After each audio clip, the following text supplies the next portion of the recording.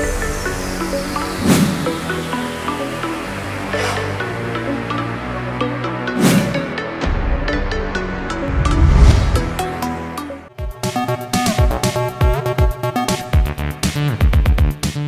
Hello welcome to the best of the day. మరి ఈరోజు best of the డేలో కొత్త విశేషాలతో పాటు కొన్ని ఆసక్తికరమైన నిజాలు మరియు చరిత్రలో ఈరోజు జరిగిన ముఖ్య సంఘటనల గురించి తెలుసుకుందాం. Let's start the programme.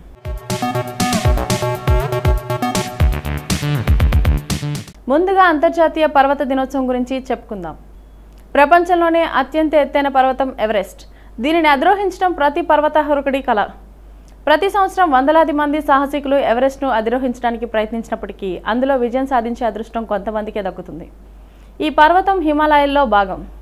దీనిని నేపాల్ ప్రజలు సాగర్ మాత అని పిలుస్తారు. టిబెట్లో శతాబ్దాలుగా దీన్ని చోమోలాంగ్మా అంటే పర్వతాల రాణి అని పిలుస్తారు. మీడియా కథనాల ప్రకారం 2015లో వచ్చిన తీవ్ర భూకంపం తర్వాత ఎవరెస్ట్ ఎత్తులో మార్పు వచ్చి ఉండవచ్చని శాస్త్రవేత్తలు అంచనా వేస్తున్నారు.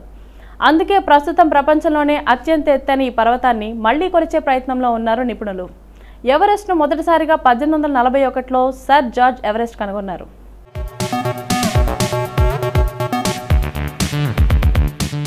అతను దీనికి పీక్ 15 అని పేరు పెట్టాడు. అయితే 1865లో సర్ జార్జ్ ఎవరెస్ట్ గౌరవార్థం ఈ పర్వతం పేరు ఎవరెస్ట్గా మార్చారు. హిమాలయాల గురించి మరో విషయం ఏంటంటే ఎవరెస్ట్ ఎత్తు ప్రతి సంవత్సరం పెరుగుతోంది. టెక్టోనిక్ ప్లేట్లు మారడం వల్ల ఇది జరుగుతోంది. మౌంట్ రోరామా, వెనజులా, బ్రెజిల్, గయానా ఇది మేఘం నుండి బయటకు వచ్చే టేబుల్ ల్యాండ్ పర్వతం. ప్రతివైపు కొండలు ఉండటంతో పాటు ఇది మరొక గ్రహంలా కనిపిస్తుంది. ఇది ప్రపంచ ముగింపు లాంటిది. మచ్చల పర్వతం అర్జెంటీనా. దీనిని రెయిన్బో పర్వతం అని కూడా పిలుస్తారు. ఈ భౌగోళిక లక్షణం ఎర్రటి, ఆకుపచ్చ, పసుపు, ఊదా రంగులతో కూడిన సహజ ప్యాలెట్ను ఏర్పరచడానికి పేర్చబడిన ఖనిజాలలో కూడి ఉంటుంది.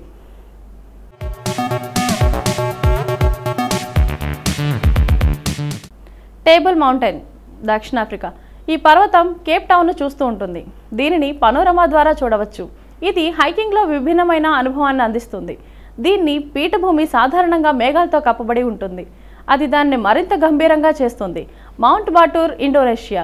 సందర్శకులు రాత్రుల్లో పర్వత శిఖరంపై సూర్యోదయాన్ని ఆస్వాదించడానికి హైకింగ్కు తీసుకెళ్లబడే ఒక నిశ్చల అగ్ని పర్వతం. క్రింద ఉప్పొంగుతున్న లావా సరస్సు ఇప్పటికే మరుపురాని అనుభవాన్ని మరింత నాటకీయంగా చేస్తుంది. చాక్లెట్ కొండలు ఫిలిప్పీన్స్. ఇది పర్వతాల శ్రేణి కాదు, బోహోల్ను కప్పి ఉంచే వేలాది కోనాకరపు కొండలు. పొడి సీజన్లో అవి గోధుమ రంగులోకి మారతాయి.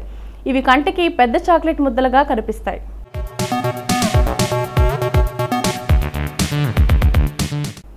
కైలాస పర్వతం సాక్షాత్తు ఆ పరమశివుడికి ప్రతిరూపంగా హిందువులు భావించే పరమ పవిత్రమైన పర్వతం. ఆ కైలాసనాథుడే తన భార్య పార్వతి, అతని ప్రియమైన వాహనం నందితో కలిసి శాశ్వతమైన ధ్యానంలో ఈ పర్వతంపై నివసిస్తుంటారని నమ్మకం. ఈ కైలాస పర్వతంపై విమానాలు కూడా తిరగవని, అలా యత్నించిన విమానాలు కనిపించకుండా పోయాయని అంటుంటారు. ఇలా కైలాస పర్వతం గురించి ఎన్నో మిస్టరీలను ఛేదించడానికి ఎన్ని పరిశోధనలు జరిగాయి, కానీ మిస్టరీలను మాత్రం ఛేదించలేకపోయారు. ఇక ఈ పర్వతాన్ని ఎవ్వరూ ఇప్పటి వరకు ఎందుకు అధిరోహించలేదో ఇప్పుడు తెలుసుకుందాం. కైలాస పర్వతం సాక్షాత్ ఆ పరమశివుడికి ప్రతిరూపంగా హిందువులు భావించే పరమ పవిత్రమైన పర్వతం.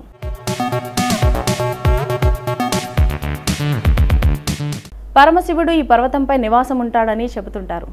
శివపురాణం నుంచి విష్ణు పురాణం, స్కంద పురాణం వరకు కైలాస పర్వతం ప్రస్తావన ఉంది. అనేక గ్రంథాలలో ఇది భూమి అక్షం నుండి స్వర్గానికి మార్గంగా చెబుతుంటారు. కైలాస పర్వతం హిందూ మతంలోని అత్యంత పవిత్రమైన పుణ్యక్షేత్రాల్లో ఒకటి. బౌద్ధులు, బోన్లు, జైనులు మరియు సిక్కులు కూడా దీనిని చాలా పవిత్రంగా భావిస్తారు. కైలాస పర్వతం చైనా అధీనంలో ఉన్న పశ్చిమ టిబెట్ ప్రాంతంలో ఉంది. ఇది చైనా టిబెట్ సరిహద్దు నుండి దాదాపు 100 కిలోమీటర్ల దూరంలో ఉంది.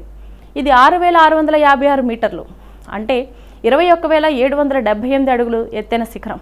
అంటే ఎవరెస్ట్ పర్వతం కంటే చిన్నది. అయితే ఇప్పటి వరకు ఏ వ్యక్తి కూడా కైలాస పర్వతాన్ని అధిరోహించలేకపోయాడు.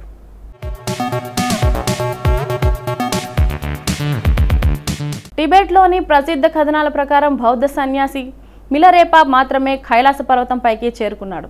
అయితే దీనికి ఎటువంటి రుజువు లేదు. చాలామంది అధిరోహకులు కైలాస పర్వతం పైకి ఎక్కడానికి ప్రయత్నించారు, కానీ వారు విఫలమయ్యారు. రష్యా పర్వతారోహకుడు సెర్గీ సిస్టియాకు కైలాస పర్వతాన్ని అధిరోహించడానికి బయలుదేరారు. అయితే శిఖరం సమీపానికి చేరుకున్న తర్వాత అతని ఆరోగ్యం ఒక్కసారిగా క్షీణించి దీంతో అతను వెనుదిరగవలసి వచ్చింది. మరో పర్వతారోహకుడు కల్నల్ ఆర్సి విల్సన్ మాట్లాడుతూ తాను శిఖరాన్ని అధిరోహించడం ప్రారంభించినప్పుడు అకస్మాత్తుగా భారీ మంచు కరిగిపోయిందని, దీంతో వెనక్కి వచ్చానని తెలిపాడు. శాస్త్రవేత్తల బృందం కూడా కైలాస పర్వతాన్ని అధిరోహించేందుకు ప్రయత్నించింది.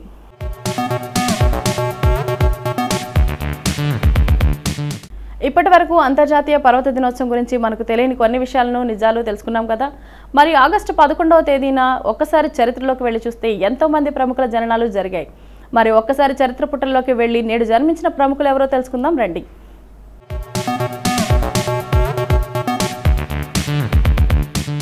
సునీల్ శెట్టి భారతదేశానికి చెందిన సినిమా నటుడు.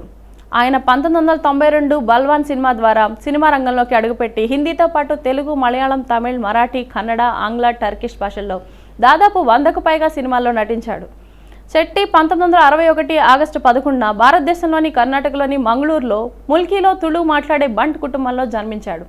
శెట్టి తన హిందీ సినీ జీవితాన్ని 1992లో దివ్యభారతితో కలిసి నటించిన యాక్షన్ చిత్రం బల్వాన్తో ప్రారంభించాడు. ఇది ఒక మోస్తారు విజయాన్ని సాధించింది. 1994లో బ్లాక్ బస్టర్ మోహ్రా మరియు కామెడీ చిత్రం గోపికిషన్తో ఆయన ప్రాముఖ్యతను సంతరించుకున్నారు. ఇందులో ఆయన ద్విపాత్రాభినయం చేశారు. 1990లో ఆయన అత్యధిక పారితోషికం తీసుకునే బాలీవుడ్ నటుల్లో ఒకరు.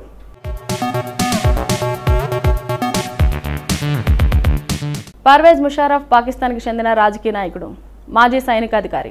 1999లో ప్రజాప్రభుత్వాన్ని పడగొట్టి పాకిస్తాన్కి 10వ అధ్యక్షుడయ్యాడు.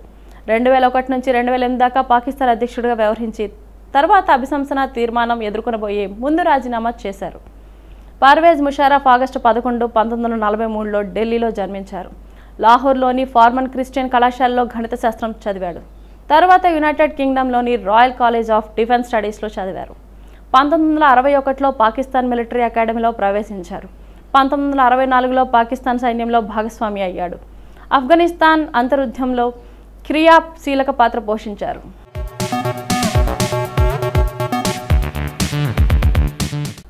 డాక్టర్ ప్రమోద్ కుమార్ మిశ్రా, తరచుగా సంక్షిప్తీకరించబడిన పీకే మిశ్రా, గుజరాత్ కేడర్కు చెందిన 1972 బ్యాచ్కు చెందిన రిటైర్డ్ ఐఏఎస్ అధికారి. భారత ప్రధానమంత్రికి 13వ మరియు ప్రస్తుత ప్రిన్సిపల్ సెక్రటరీగా పనిచేస్తున్నారు. 2001-2004 మధ్య మిశ్రా గుజరాత్ ముఖ్యమంత్రిగా ఉన్నప్పుడు మోడీకి ప్రిన్సిపల్ సెక్రటరీగా కూడా పనిచేశారు. డాక్టర్ ప్రమోద్ కుమార్ మిశ్రా ఆగస్టు 11, 1948న సబల్పూర్, ఒడిశాలోని జన్మించారు. భారత ప్రధానమంత్రిగా నరేంద్ర మోడీ ఎన్నికైన తర్వాత మిశ్రా భారత ప్రభుత్వ అత్యున్నత అధికారి అయిన కేబినెట్ కార్యదర్శి హోదాలో భారత ప్రధానమంత్రికి అదనపు ప్రిన్సిపల్ కార్యదర్శిగా నియమితులయ్యారు. ఐఏఎస్లో తిరిగి నియమించబడినట్లు భావించారు.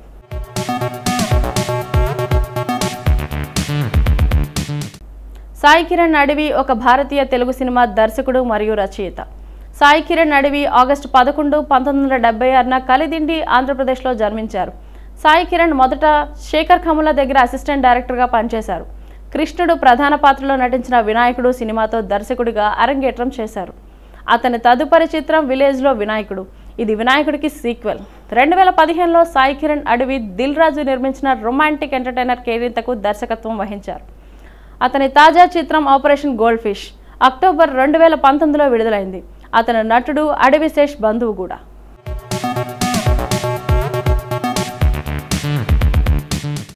భారతీయ రిజర్వ్ బ్యాంక్ 22వ గవర్నర్గా నియమితుడైన దువ్వూరి సుబ్బారావు ఆగస్టు 11, 1949న పశ్చిమ గోదావరి జిల్లా ఏలూరులో జన్మించిన తెలుగు వ్యక్తి.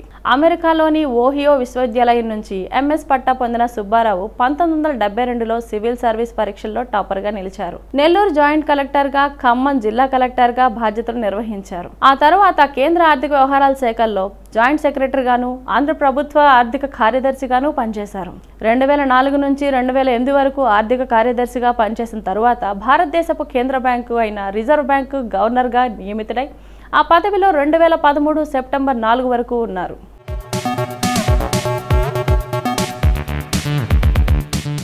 సో ఇదండి ఇవాల్టి best of the day episode. ఈ ఎపిసోడ్ అనేది ఈ రోజుకి సంబంధించిన కొన్ని ఆసక్తికరమైన విశేషాలు తెలుసుకోవడానికి ఉపయోగపడిందని అనుకుంటూ మళ్ళీ రేపటి ఎపిసోడ్లో కలుద్దాం. Bye bye.